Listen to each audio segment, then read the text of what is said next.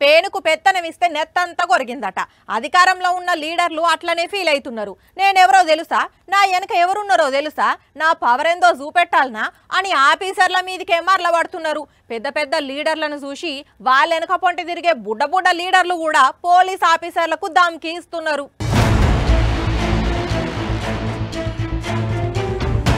అగో గా కార్ల కూసున్నామే చిత్తూరు మేయర్, పేరు కుముదంట. గాంధీ విగ్రహంకు పూలమాలేసేతందుకు వచ్చింది. అయితే ఆమె కారుతోని ట్రాఫిక్ జామ్ అవుతున్నది. కారు పక్కకు పెట్టుర్రి అని ఆ కారు డ్రైవర్ కు చెప్పిండు అక్కడ డ్యూటీలు ఉన్న ట్రాఫిక్ సిఐ. అంతే మేయర్ అమ్మకు కోపం వచ్చింది. నన్నే కారు తీయమంటావా, నేనెవరో ఎరికేనా అని సిఐ తోని లొల్లికి దిగింది.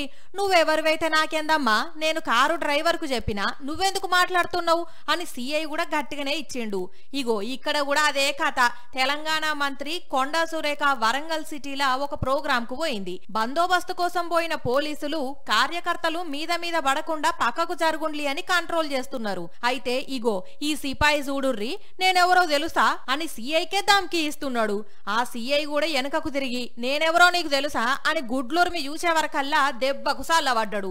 ఉత్తప్పుడు నయా పైసాకు పనికి రానోడు సుత పవర్లు ఉన్నవనే ధైర్యంతోని పోలీసులనే బెదిరిస్తుంటే ఇక మామూలు జనం పరిస్థితి ఏంది అని అంటున్నారు ఈ వీడియో చూసినోళ్ళు.